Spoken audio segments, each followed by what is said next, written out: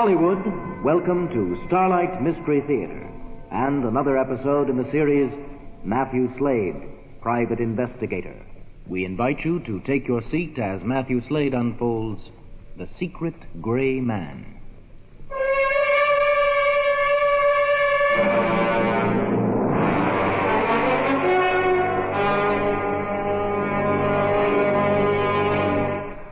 In my job, the hours are odd. So are the circumstances and the people I meet. You could even call some of them dangerous.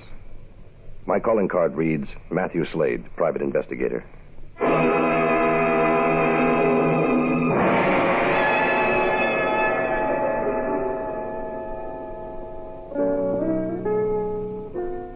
Time, 12 a.m.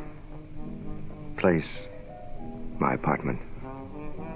The lights were low, soft music playing. Flames from the fireplace reflected in 2 brandy glasses. The setting was perfect. The company. Divine, Matthew. Simply divine. Your apartment is so soothing. All right. Wasn't that the doorbell? Yes. Well, are you expecting anyone? Only my grandmother. She drops by every evening with a fresh case of root beer. Matt Slade? Yeah, right. Special delivery letter. Sign here, please. Thank you. Who's it from? Granny? Yeah, in a way. Business, Mr. Slade? Business.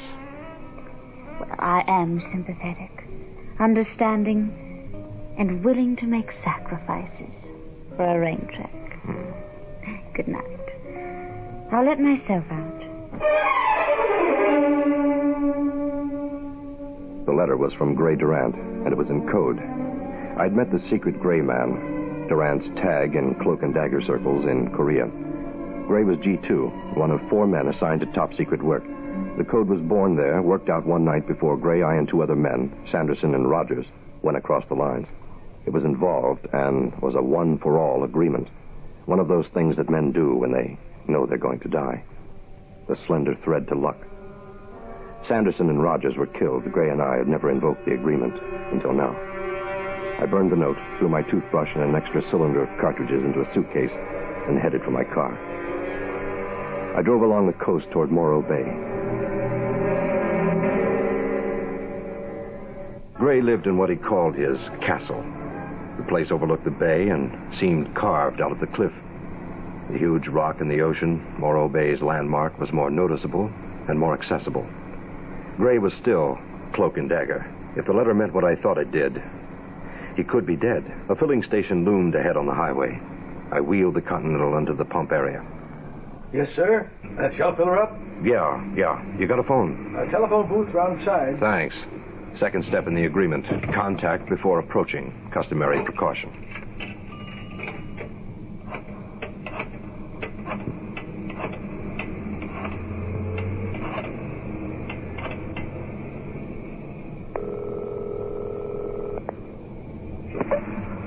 Gray? Who is this? Matt Slade. I got the letter. Are you in trouble? Maybe no. I didn't send it. Sanderson or Rogers? Dead, Matt, remember?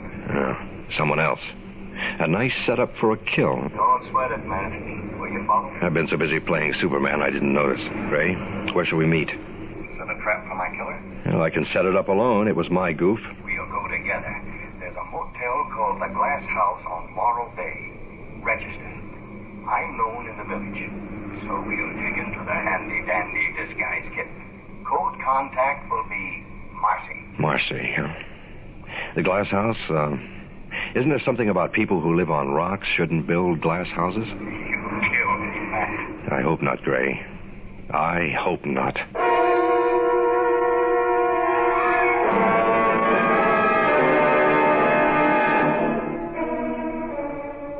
I walked back to the car.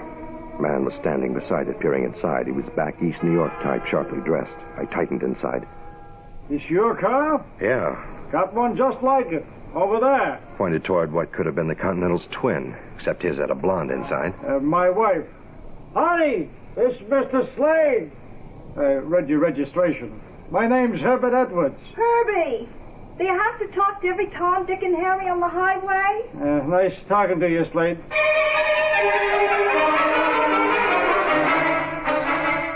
I headed toward Morro Bay, keeping an eye on the rearview mirror. No one was following me, at least no one that I could spot. I reached the glass house, its 3 stories, 1,000 eyes blinking at the sea. I registered, took the elevator up.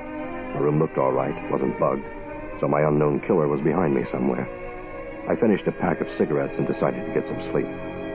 Morning came, but not too soon. I dressed, went downstairs to the desk. No, Mr. Slade, no messages. You came in late last night, I see.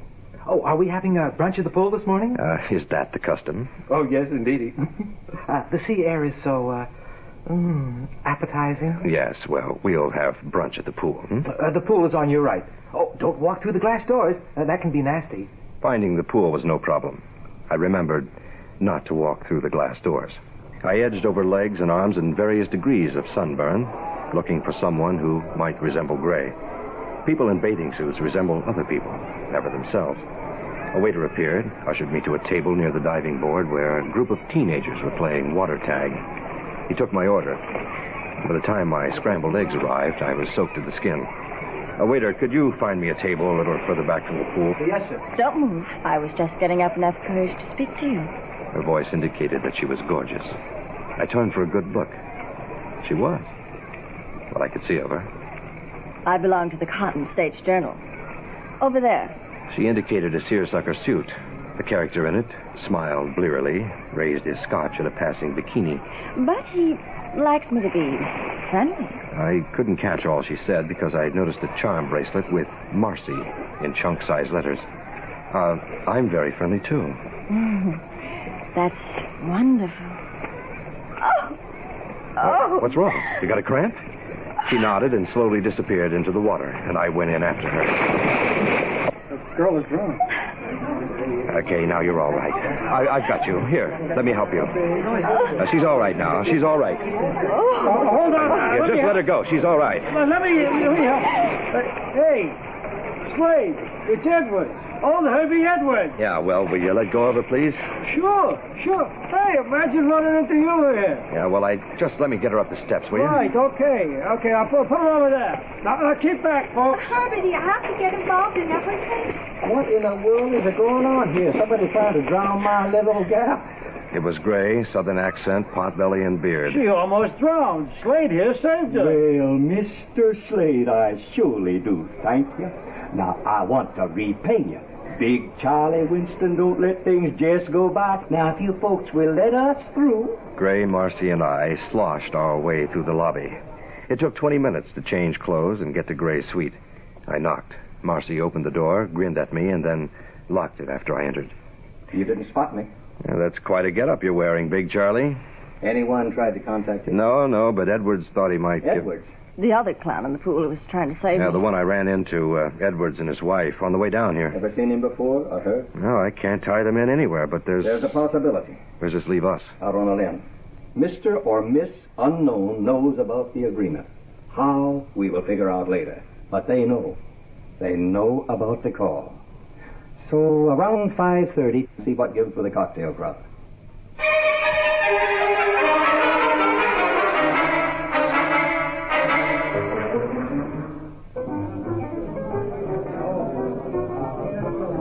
I slid onto a seat in the bar and glanced around. The terrace dining room was crowded. There were a few couples on the dance floor. None looked in a killing mood or even interesting until... Martinis aren't really unhealthy, are they? I mean, I'm not likely to get something horrible if I keep drinking them, am I? She was young and beautiful and maybe lonesome, which I doubted. Maybe something else. Like developing an allergy to olives or something? That depends. How many have you had? 4. This place is pretty dull. It should start to liven up soon. Oh, it has. I'm Lisa Alberts. Who are you? Matt Slade. What do you do, Matt? I'm a private investigator. Are you private investigating now? No, vacation. You? vacation from here to L.A. to Mexico City to Honolulu. Poor little rich girl? Poor girl. Secretary from Sacramento who saved her money For one big kick, right? one big husband-hunting expedition. Want to marry me now or later? Would you like to dance? Coward. I'd love to. Lisa felt good, perhaps too good, in my arms. She danced well, easily. Over her shoulder, I saw Gray in his Captain Andy disguise come in with Marcy. He looked about the bar, then headed for the terrace, Marcy following. Then he spotted us on the dance floor and started toward us. I could feel Lisa's back muscles tighten briefly. Then, Well, now, Mr. Slade, you're doing all right by yourself, son. I thought you were a stranger here. Introduce me to the lovely little lady.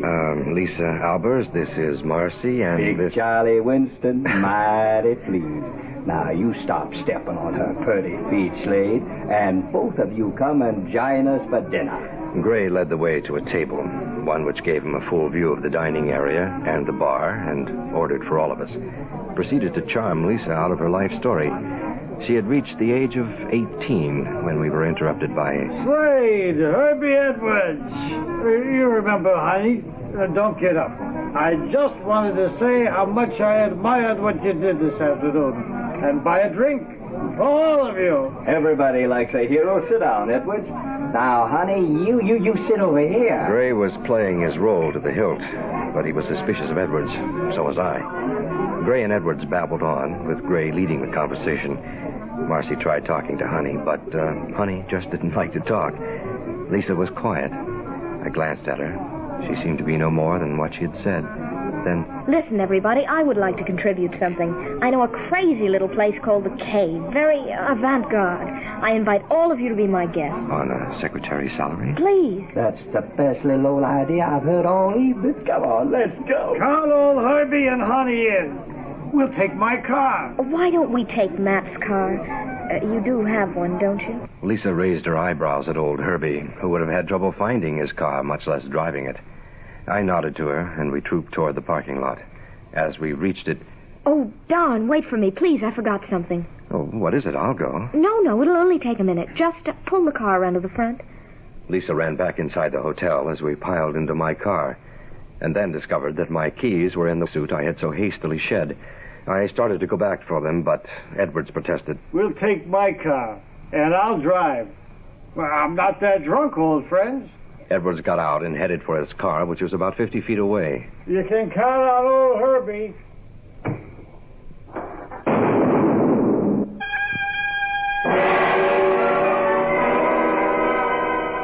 The front of Edwards' car disappeared in smoke. Stunned, we all ran toward the car. I reached the car, dragged Edwards clear. He was badly hurt, but still alive. An ambulance took Herbie away, Honey with him. What happened to Lisa? Gray? Matt? I don't know. Surely she heard the explosion. The sirens. And she didn't come back. She didn't intend to come back. Lisa isn't the one behind it. There's someone else. There's one point you masterminds are forgetting. Edward's car had the bomb. Not Matt's. Cars looked alike. Was it a mistake? A killer wouldn't make a mistake, unless Lisa wanted him to. Come on, Matt. What are you selling? And she wanted us to take my car, remember? Not Edwards. And she thought we were. Look at my registration, Gray. Herbert Edwards, 624 Willowbrook.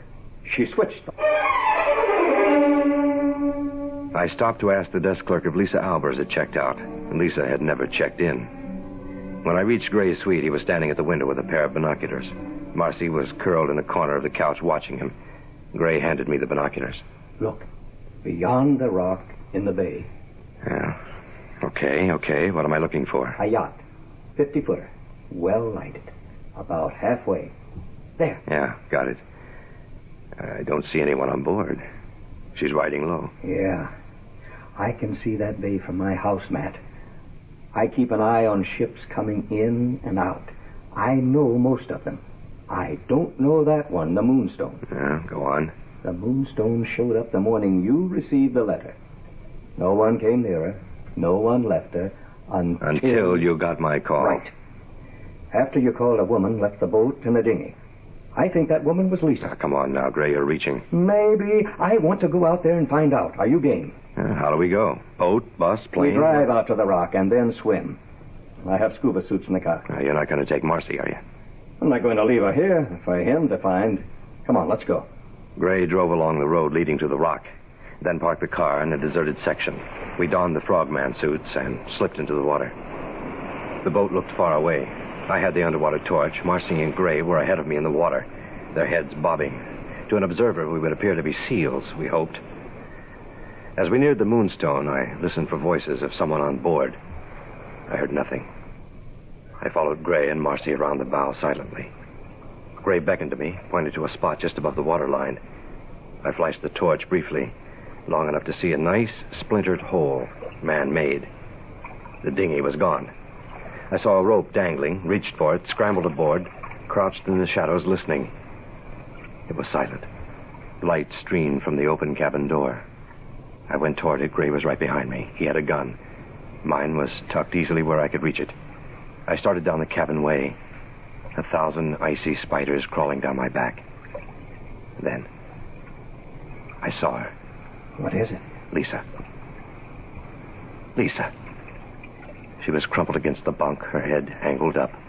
She moved slightly, saw us. Matt? Don't try to move, Lisa. I knelt down, cupped her head in my hands. Her hair was wet, sticky, with blood. Gray stood silently, cursing. He thought I was dead. The four of you made an agreement in Korea. Don't try to talk. One of them is still alive. Yeah. Which one? I'm sorry, Matt. I didn't know what he was going to do. It's all right, Lisa. We'll get you off. We'll get you a doctor. Gray helped me lift her. She was very light. Water was rising on the cabin floor. Gray turned to glance around. Leave it. There's nothing here. We've got to get her off. She's dead. Leave her here, Matt. Gray took her from my arms, put her on the bunk. I looked at her, wondering why she had to die like this. Then Gray took my arm, pulled me up the cabinway. Marcy was waiting for us. Automatically, numbly, I followed Gray and Marcy over the side. We swam quickly away, then saw the boat as its lights flickered, went out, and the water sucked it down slowly.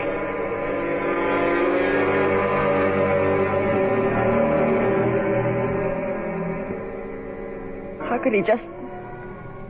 You don't mind if I cry, do you? Yeah, we all need someone to cry for us sometime. Sanderson or Rogers? But you said they were both dead. You saw them die. No, we saw them hit. We saw them fall. We thought they were dead. We were all expendable, Marcy, and we knew it. If only one man got back alive. We didn't stop to make sure, Marcy. We couldn't. We reported them missing, later dead.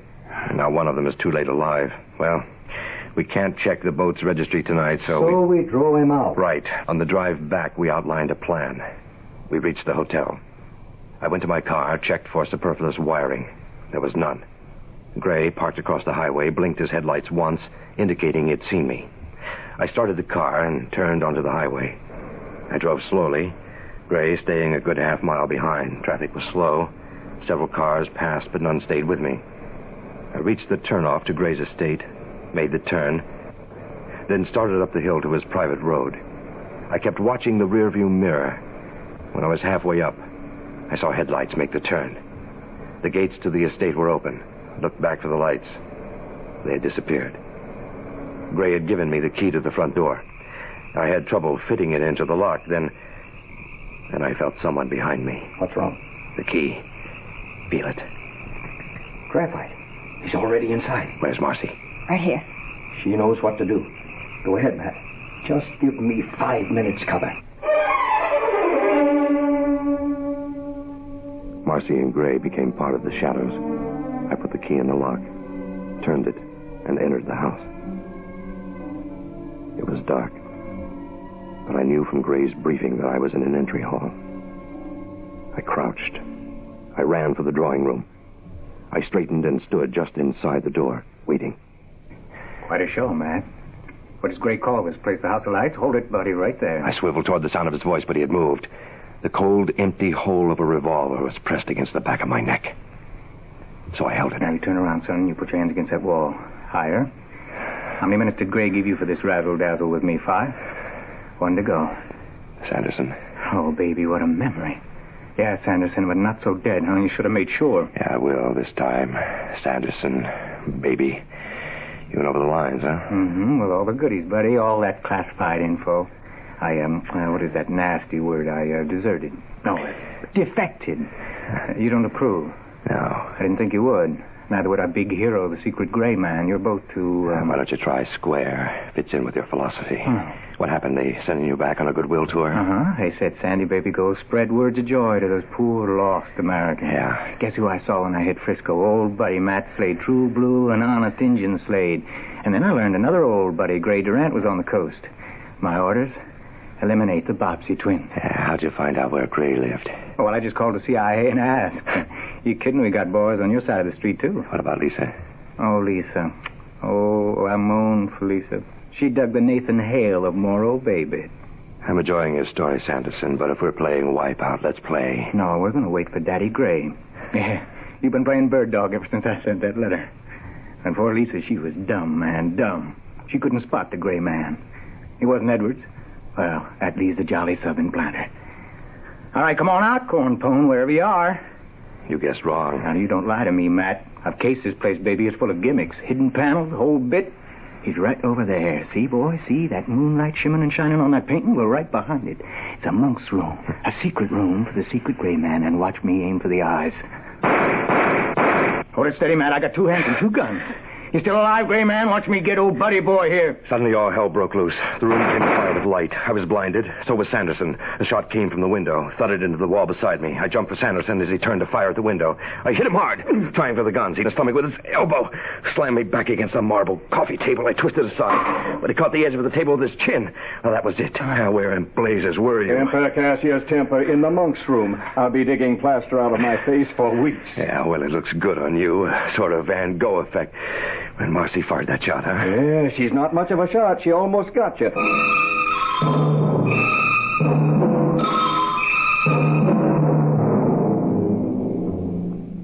So, the secret gray man remained alive, and secret.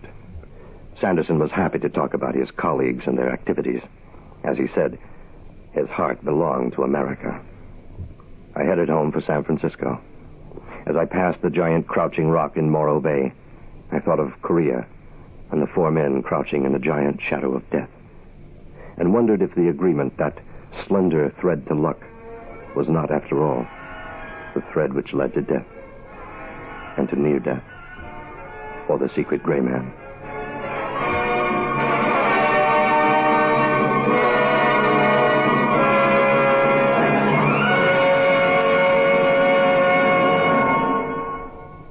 This is the United States Armed Forces Radio and Television Service.